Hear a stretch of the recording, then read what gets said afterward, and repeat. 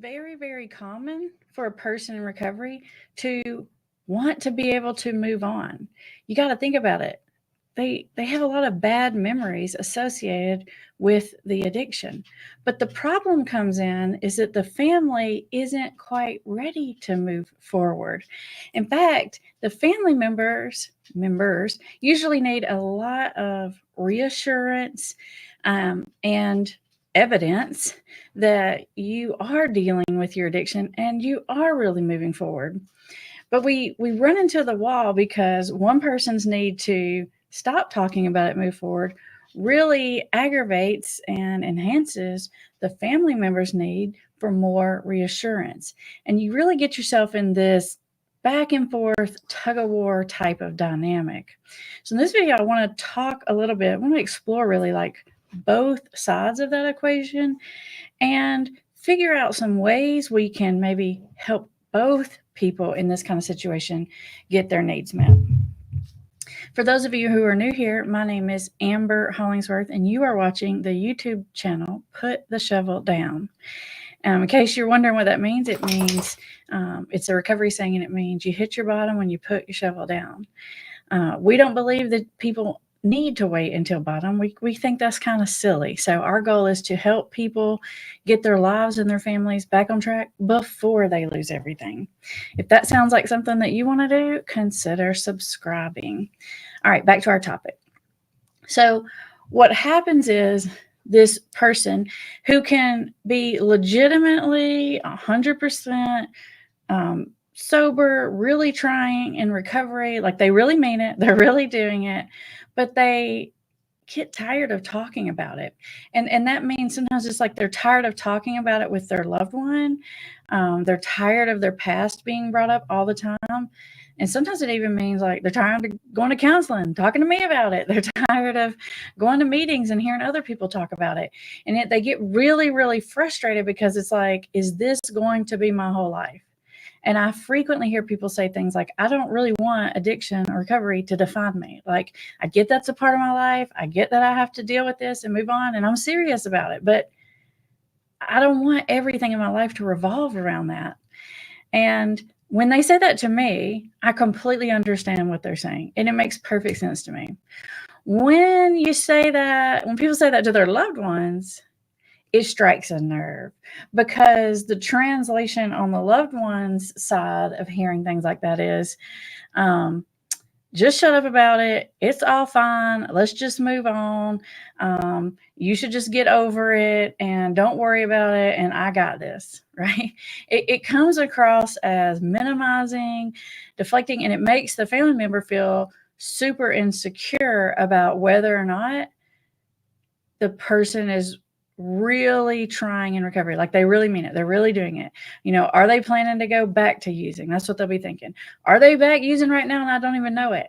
And then that sends the loved one in this sort of emotional, insecure spiral, needing a lot more reassurance. So what do? They bring it up more. They talk about it more. They watch you closer. They ask you, did you go to your meeting? What happened in your meeting? Did you call your sponsor? You know, they get their investigation badge back out. And what's really happening is they need reassurance.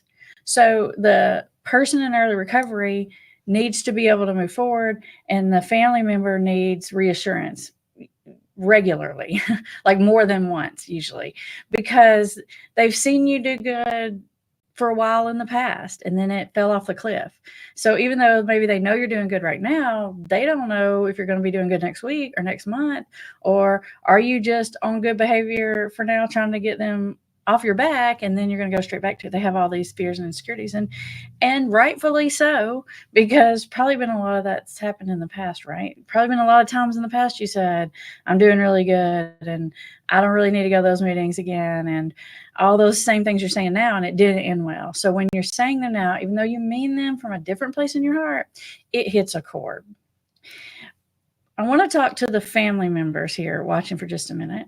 And then I'm going to go back and I want to talk to the people in recovery watching, because as you guys know on this channel, we like to address this issue from both sides of the fence, because it's not just about healing individuals from addiction. It's about healing whole family systems. So let's look at it. Let's talk for a second just to the family members. All right. I totally get it.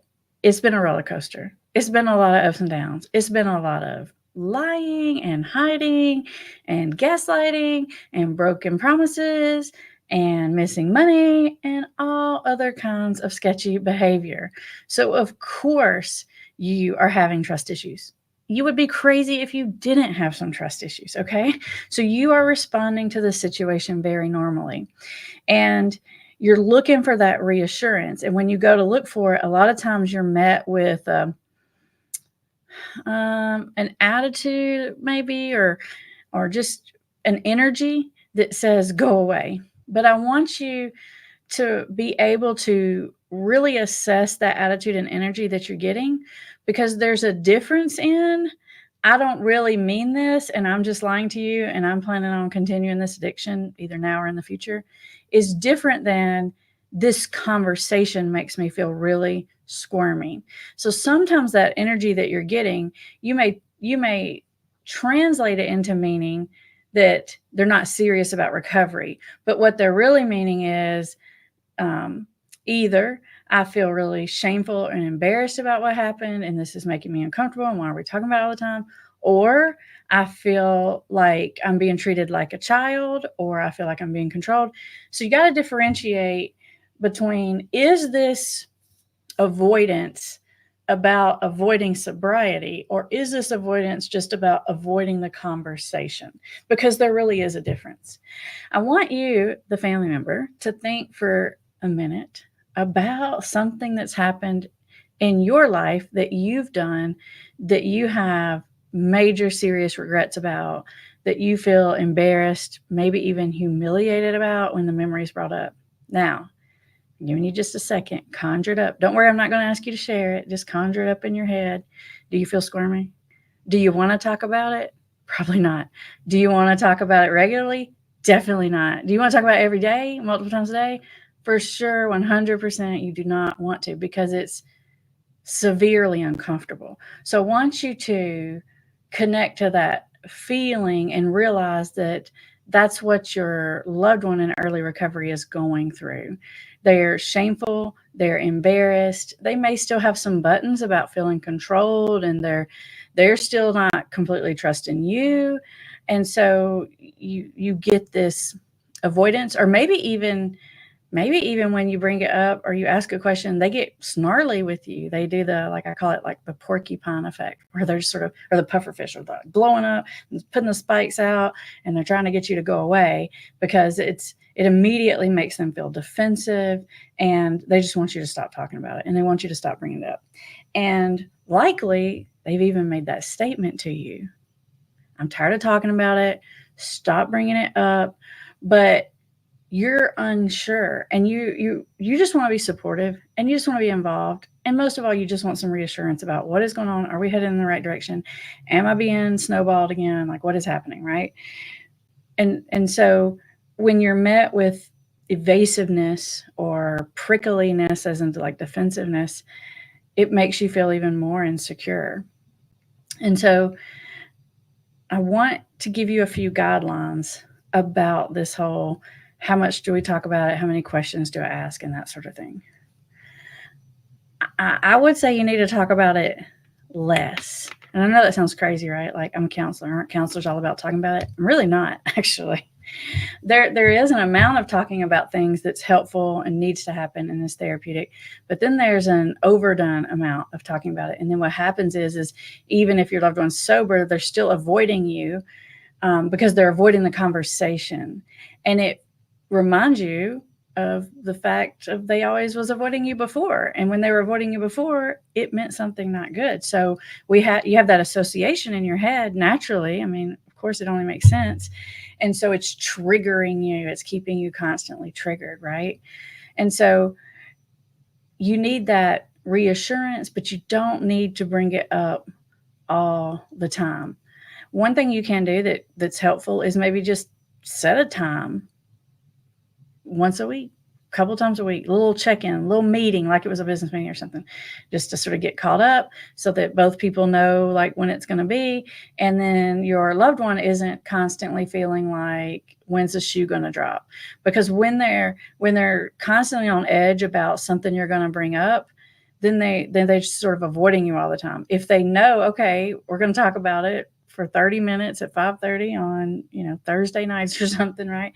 Then they can gear up for that. They can be ready. They can get sort of non-defensive and become open-minded because they don't feel like crap is coming out of nowhere, or they don't feel like I'm in trouble because this is agreed upon time or something like that. So having that time set aside can be super helpful for people. I know it feels kind of awkward and kind of forced a little bit, especially at first. It gets a little better, but it's definitely better than this walking on eggshells that both of you are doing currently, right? Because it's just weird and awkward. So leave that behind, schedule a time to talk about it, and it shouldn't be all the time. Like probably once a week, maybe twice a week is enough. And if you're listening to this and you're listening to this and your child is the one with addiction and you have a partner or spouse, this goes for you in that regards too. As in, what I'm saying is, don't try to talk to your spouse about it all the time because you're going to drive them crazy and they're going to feel like you're constantly negative, and then they're going to start avoiding you, which is going to trigger you, right? And you're going to feel like you're not on the same page and you don't believe me, you're not supporting me and all that stuff. And it's going to create some relationship problems. So I know you think about it all the time. Talking about it all the time isn't going to make you feel reassured, actually. It's going to make you think about it more, right? Just like in recovery, when people are in early recovery, we don't really have them talk a lot about everything they did and everything that went down and all the processes involved. You know why? Because it's triggering, right? If they go down memory lane and they're telling me everything that happened and what they were wearing and what it smelled like and who they were with and everything else, it's going to like trigger up a craving. It's the same thing for the family members. Talking about it too much can trigger craving. Now, I also want to include for family members this other little sort of sidebar aspect. A lot of the family member bringing up, or sometimes, not all the time, but sometimes the family member bringing it up is they actually want details or information about things that happen. And there's a natural reason for that. And the natural reason for that is they've been lied to and tricked and gaslit, and they don't know what to believe and what to trust. And so they're always feeling like there's something that they don't know. So they may outright ask you things, or they may just sort of like sneakily poke around and try to find information from you, but they're wanting to know the details of what happened. Like, is there more money missing than I know of? Is there extra relationships I don't know of? What else has gone on? Because part of the trauma for the family member is most of the trauma for the family member is this being deceived part. And so they're constantly, they want to know the details. I encourage family members to not try to know every single detail. You need to know the big picture of what happened, and you need to know that the person gets it, but you don't want every single lie they told. You don't want every single money they spent and didn't tell you. You do not want every substance they did and when they did it and how much and how frequently. If you get those details, you're going to freak yourself out, and then you're going to obsess about them, and then you're going to be on edge, and that's going to keep you constantly triggered, which is going to keep your loved one constantly triggered. So I know it's almost like an itch, and it feels like I just need to scratch this and it'll be sort of like soothed over or satiated or whatever, and then go away, but it won't. It'll be more itchy, okay? Because you'll find out something and you'll be like, oh my gosh, there was something else I didn't know. And then you're like, see, I knew it. There's all this stuff I didn't know. And then you're going to go back into like detective mode, which we talk about a lot on this channel. It's not helpful. So knowing all those details isn't helpful. So I don't know, if I were you, if I would ask all of those questions. You want to know that they have a problem and they're going to fix it. That's what you mainly want to know. I am the counselor or coach. These days I'm the coach. And I don't even need all those details. Occasionally I'll need all the details of something, but there's like a specific reason. Like, my wife's really mad at me about what happened last Thursday. So I might need to know all the details about what happened last Thursday because I'm trying to help you figure out how to make things better with your wife or something. It's occasionally, but it's very rare because talking about the details is usually very embarrassing for the person. It can be very triggering for the person. And so unless there's a real need, even in like my office, I mean, I could probably tell them the details, right? It's the same story over and over. So, I'm sure they're slightly different as far as what happened, but you can predict addictive behaviors, because if you've ever been to a recovery meeting, you can see people from all ages, all backgrounds, and they tell them the same story. Some people are at different points in that story, but they're telling the same story. So you really don't need all the details. If you want to know what they did, just watch this channel. At some point, I've talked about it. Okay. So let that part go.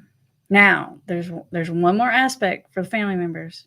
Don't worry, people in recovery. I'm coming for you too. So hang in there. One more aspect for the family members I want to talk directly to you about, and that is, I know what you want. You want your amends. And you deserve your amends, okay? I know you want it. And you want the apology.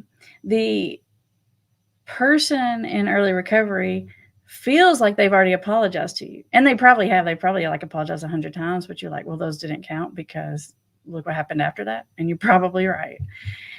You're waiting for your amends, and it feels like, well, when are they gonna, isn't that part of like this whole recovery process? When are they gonna own it up? And it's more than just you want an apology. What's really going on there is you want some acknowledgement from them about how their behavior affected you. It's just a lot deeper than an apology. You want to know that they know what happened and what the consequences of that were for other people, other people in the house, and that kind of situation. And hearing that be acknowledged is kind of healing, right? And the other level piece of that is just when they're able to express that to you, not only does it make you feel heard and understood, but it also makes you feel secure that they get how bad the problem is. So there's a couple of reassuring things about that. Depending on the person's personality, you may or may not get like a super direct amends. If your loved one is working an actual 12-step program, and they have a sponsor, they're like working the steps, chances are you will get like an official amends, like sit down, we're having our amends conversation. But even those of you who don't get it that way, you're going to get it in other ways. And so I want you to be able to spot it, even if it's not being said to you directly, because it's going to help you feel better. When someone has changed their behavior, that is the biggest amends possible, right? Because they could say those words all day long, but if they don't change their behavior, it's just going to make you mad if they say it, right? So the change in behavior in and of itself is an expression of a regret. It is an acknowledgement. It is a saying of, I was wrong. So some people, like I said, they can say it out loud. They can say, I was really wrong. And they're just more open and vulnerable in that way. And then other people are super scared to say it to you, not because they don't mean it, but because they're scared it's going to start an argument. They're scared you're going to want to ask them more questions. They don't want to open the box or get near it because they're scared, oh my gosh, here we go again. I can't take it. So just because they're not saying it verbally doesn't necessarily mean that they don't mean it. If you watch their behavior and what's happening and how they're interacting with you, if they're changing their behavior and they're changing how they're interacting with you and they're treating you differently, that is an acknowledgement. That's the best kind of acknowledgement, because that's what really matters, right? Is the change. And so find ways to look for that if your loved one just isn't the kind of person. Maybe they just have like a conflict avoidant personality, right? They may not come right out and say it, not because they don't mean it, but because they're conflict avoidant. So find ways to reassure yourself and get your evidence in other ways.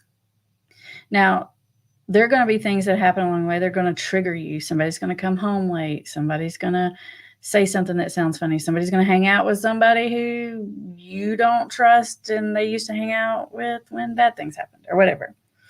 And that's going to make you panic, and you may want to have a conversation about it. Well, that's totally fine. Save it to your time that you've agreed on to have the conversation. Or if if even you don't even have to do that necessarily, but if someone has relapsed back into addiction, you're going to see more than one little like clue. When you see a cluster of clues, that's your evidence, right? Because anyone can be a few minutes late. Anyone, there are any of these little small signs that it could just be a whatever thing. Maybe they missed their test or they're late for this or whatever. I don't want you to freak out, because if they're relapsed back, you'll see multiple of these signs. And so you don't really even have to question. You don't have to get your investigator badge out, because it's going to show itself very quickly. The unmanageability will show itself. You don't have to track it down. And if you did go to this person and you talk to them about it and they did relapse and you ask them if they relapsed, chances are they're going to lie to you. We've got other videos on this channel about how to handle it if you think someone's relapsed. So definitely check those out. I won't go into that here. I just wanted to kind of throw it in, because I know that's another reason why family members want to talk about it. All right. I'm going to switch over now, and I want to talk to the person who is overcoming an addiction, a person in early recovery. And what you can do to help your loved one. There are a lot of things you can do to help your loved one. Okay. I also want to talk about this idea of, do I have to be defined by my addiction? How long do I have to keep going to all this recovery stuff, right? Like, a lot of people will say to me that they really resist like 12-step meetings and stuff, because literally it starts out like you start speaking by saying, hello, I'm Amber, I'm an alcoholic. Like every single time you speak, you start with that. And it bothers people, because it's like, I don't want that to be my defining characteristic. The issue comes in is that the reason why it happens that way is because it's a reminder of, hey, I don't do well with alcohol, I don't do well with drugs, or whatever. And it's a way of reminding yourself of, I can't manage it. And so it is kind of helpful in that way, but it is also frustrating to be like, I'm just this. And then a lot of the clients I see, they go to these meetings and they see people that have been going to meetings for 20 years and they're still showing up and they're still going to meetings every day and they're still saying the same thing. And it freaks them out, because they're thinking, oh my gosh, like I'm not doing this for 20 years. This is crazy. And then they come home and then you come home and you say this to your family member and it doesn't go well. So don't come home and say it to your family member. Okay. I want you to be careful about some of those statements I named in the beginning, because I know what you mean, but they're not gonna go over well. So when you say things like, I just want to move on from this, it's not only does it scare your loved one, but it can be sort of insulting, because there's like, of course you want to move on, because I'm the one you hurt. So of course you don't want to talk about it. And so you don't mean it in that kind of way, but it definitely can come across in that way when you're saying things like that. So just rephrase it a teeny bit, like just like literally use a few different kinds of words or say it differently, and it might go over better. Like, for example, you can say, if your loved one's bringing it up, you can say, hey, I can see, or hey, don't say you are triggered, because that might trigger them. You can say, it seems like you're worried about something. It seems like you're nervous. It seems like you're upset. It seems like you're questioning something.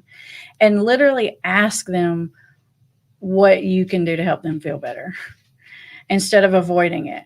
And then they'll usually tell you. And then you can bypass all this long drudgery of uncomfortable conversation and this sort of cat and mouse thing that normally takes place. Just say, hey, it seems like you're upset. What's going on? Are you wondering about something?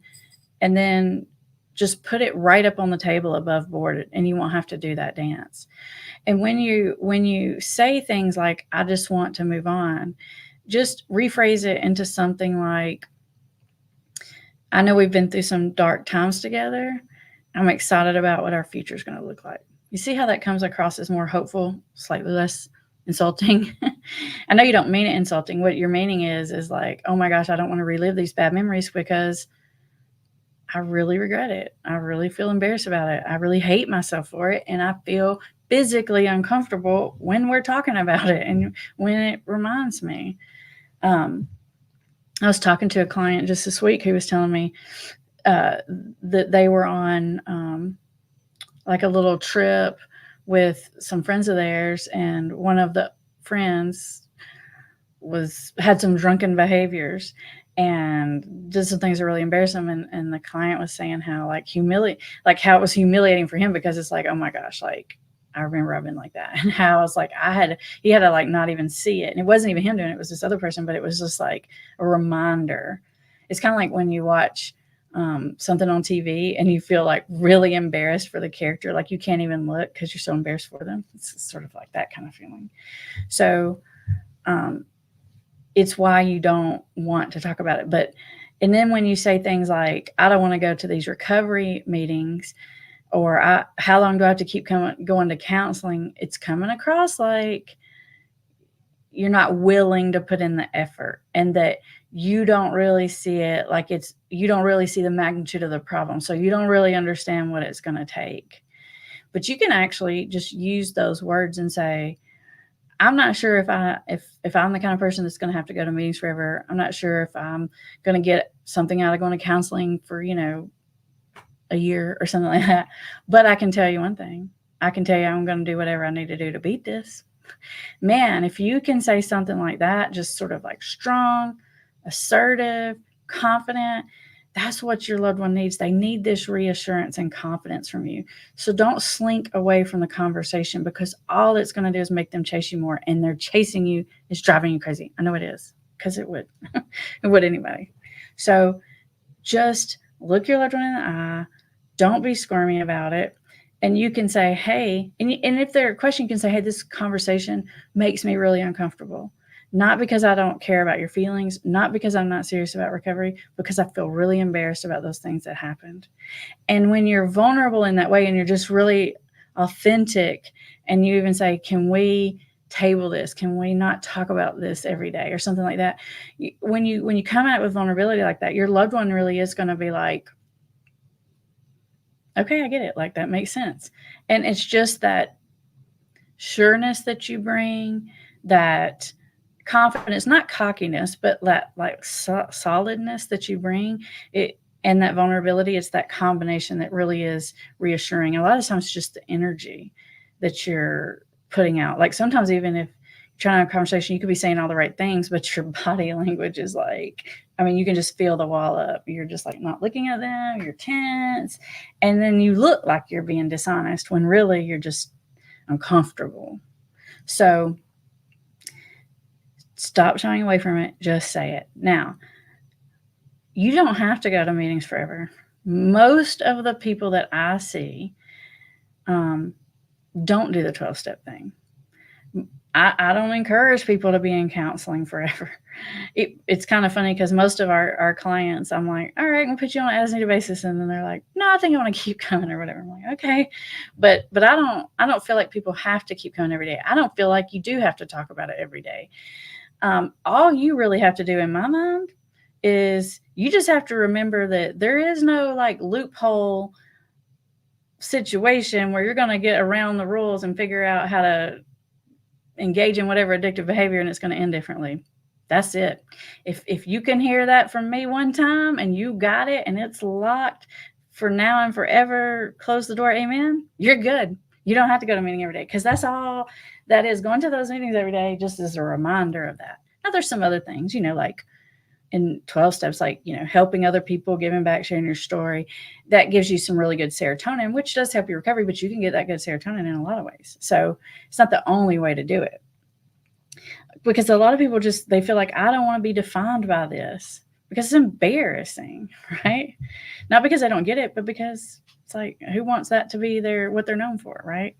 And so I'm telling you in front of the family members who are probably watching that you don't have to do it forever. You just have to really understand it and not trick yourself.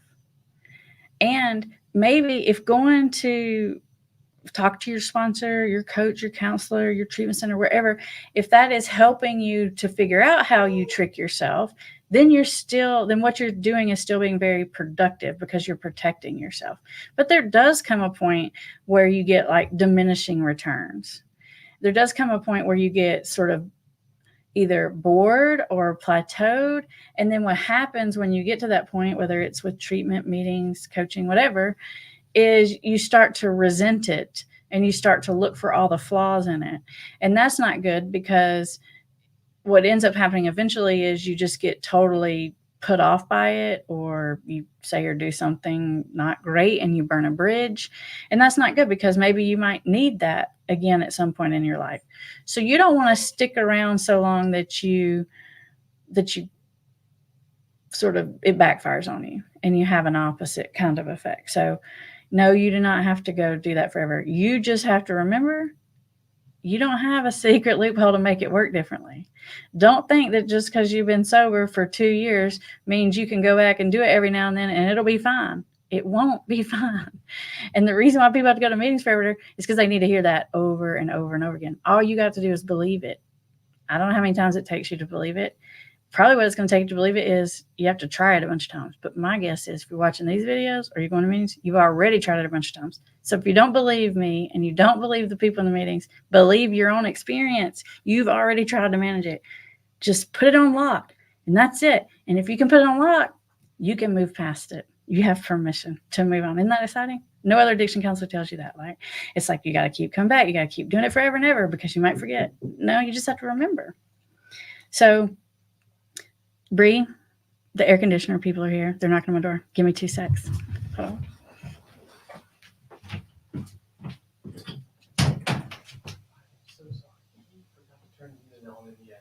Okay. No, you're gonna have to give me a minute. I'm so sorry. I should have checked behind him. Embarrassing. But my AC upstairs here is not working, people, and we got to get that working. So, all right, I'm gonna push ahead, Bree, and take some questions because the AC people are wanting to get in my attic, and I haven't had AC up here in a week, so I need it. So, let's get to some questions, Bree. Do we have some good ones out there? If you're watching and you have questions or comments, something that you want addressed, put some question marks in front or the word question. It helps Bree to see it. And then I'll put my glasses on so I can see it. And while I do that, I will remind you guys that there are resources in the description. Oh, yeah, and I put a new resource down there. Not a new one, but one I don't always put down there. We have a course called Rapid Relationship Repair. It's just a little mini online course. If you are in recovery and you're struggling because your loved one does not trust you and you really want to figure out how to get them to trust you again and build back connection and make it better, that's the course for you, because it tells you how to sort of expedite the process. It goes a lot more in depth into some of the concepts we talked about today. All right, Kaylin says, my husband has been sober from alcohol for over a year, but is now addicted to playing games on his phone. What would you suggest?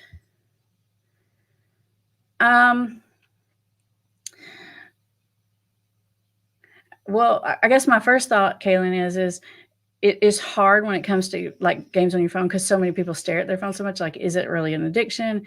Is it a bad habit? What is it? Instead of what I can tell you, I can tell you sort of what not to do. Don't start harping on them about it. You're always on your phone, blah, blah, like you're never engaged with the family. Don't do that. Just say, hey, I would like to have a conversation with you, or can we set aside this time? So go about it more as in ask for what you really need, because the problem with the phone addiction, the biggest problem with that is that everybody, you feel neglected, right? You feel like, okay, you're here, but you're not here. So instead of telling them that they're doing something bad and criticize them, just ask for what you need. And, when they're not on their phone, you can sort of positively reinforce that by being pleasant, and that may help. All right, Bree, what else do we have? Debbie says, what if you're the one in recovery and your spouse avoids talking about it to the point of refusal? That's really interesting, Debbie. We don't see that a lot. Like, we see the opposite. I'm wondering, well, first of all, I'm wondering why. I mean, I have a lot of questions. Why do they not want to talk about it? I'm guessing there's some kind of reason there. And I know this sounds silly, Debbie, but it's like, why do you want to talk about it? Because usually it really is the opposite. Is it you're trying to bring up things that the family member did wrong in the past, and it's sort of the same dynamic that's making them squirmy? Is it because it just brings up so many maybe it's because it brings up so many bad memories? But you know what you could do is you could just ask them. You can say, I know this is a super sensitive topic and it's not pleasant to talk about. And we don't have to talk about it. I'm just wondering, what is it about that topic that's hard for you? Like sometimes when a client either tells me outright or gives me the impression they don't want to talk about something, I never make someone, but I'll say, can you help me understand why you don't want to talk about it? And sometimes just asking that actually gets them to talk about it, but it's still like, what's the roadblock here? So I would find out what the roadblock is because it's not a common one. So that's interesting. Grace says, what kind of support, proof of sobriety would you recommend for co-parenting with someone who struggles with substance abuse? Oh, I got an answer for you, Grace. You need some kind of recovery monitoring system, and there are a lot out there. The one that I recommend all the time, if it's alcohol, is called SoberLink. It's an alcohol monitoring technology, and a lot of people who are going through a divorce with someone who has an alcohol problem actually have it written into like the custody agreement. Sometimes the person takes the alcohol test just all the time regularly to show they're sober, and sometimes they don't have to take them all the time, but they have to take them when the kids are with them or something. But SoberLink really can't really be cheated. It is super, super crazy hard to cheat a SoberLink. So that gives you a reassurance. And there's one called Clearly, which does something similar, but it does it for drugs. And both of those are totally doable. You don't have to leave and go to a lab. You don't have to do any kind of craziness. It can fit into your everyday life, but it gives you assurance that your child is safe. That's what I would recommend. Beverly says, I have been clean for a while, but I'm stuck having a lapse every 3 months or so for a few days. When I get clean again, why do I keep doing this? I don't know, Beverly. It could be different reasons, but I can tell you if you make it 3 months at a time, that's pretty dang good, right? That's a long while. Is it like a certain trigger that's happening for you, Beverly? Is it like, wow, I've got 90 days, I deserve a cheat day? I have this video where I talk about monster mouths, and it's these rationalizations and justifications that we tell ourselves. I just like to call them monster mouths, and I like to give them names because it helps you recognize them. If you were sitting in my office, Beverly, what I would do is I would just we would talk through this together, and we'd figure out what are the ways that you justify the relapse. Does it always happen after an argument? Does it always happen when like no one's around to watch? Like we would just sort of figure out what the pattern is. But it doesn't necessarily mean you're not trying, because if you get 3 months at a time, you're definitely mean it. You're definitely trying. Danielle says, how do I get past my own selfish feelings of not being able to go out in bars and party while supporting my partner in early recovery? Ooh, this is another good question. I'm trying to find fun, sober activities, but so many social events involve alcohol, and my partner chooses to sit them out. Either I go alone or don't go. This is hard because it's like if your partner goes on a diet, now it's like now you have to be on a diet. It feels kind of crummy sometimes. So I totally get what you're saying. If they're in early recovery, I would just use it to relate to them. Just say, wow, like I didn't even realize how everywhere you go, it's like everywhere. This is really hard. What's that like? And use it as a connection point. Usually later in the recovery process, people get less sensitive to it. So I definitely don't suggest having it like in your home, but most people have been sober and doing well for a while. They can go to a social event for a while it's there. If a person is telling you though that they're not up for it, then believe them because there's a reason why they're saying that. So don't push someone to go. And it's okay to go by yourself. Does it bother your partner if you go and you engage in those activities and they're not there? Does it bother them? Most of the clients I see, it does not bother them if their spouse goes and does that kind of thing every now and then. It does bother them if their spouse goes and does it all the time and comes home wasted a lot and is always gone. So as long as it's sort of in moderation or in normal range, it really usually they're okay with it. And if it's beyond that, then it might be something we should look at anyways. Yikes. It won't be forever, just early recovery. Nana says, What are examples of ways to get serotonin for our loved one? I kind of like smiled to myself a little bit there, Nana, because you said get serotonin for them. You can't get serotonin for them. What creates serotonin is like, it's sort of a combination of connection and being proud of yourself. So when you do something that you feel really good about, you get a little drip of serotonin.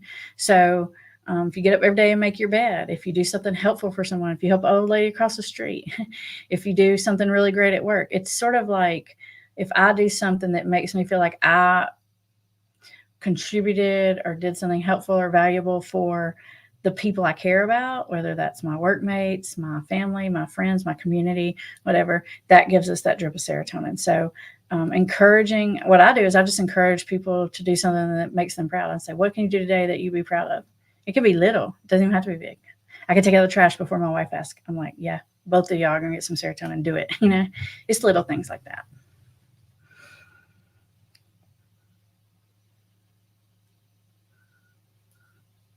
All right, Bree, do we have our next one? Are we to the end of them? All right, I think we might be getting to the end of our questions, and plus I have to let the air conditioner guys up here. So I want to say thank you to everyone who showed up live. Thank you for those of you who are watching on the replay. There are resources in the description, and I will see you guys next Thursday at 1. Bye, everybody.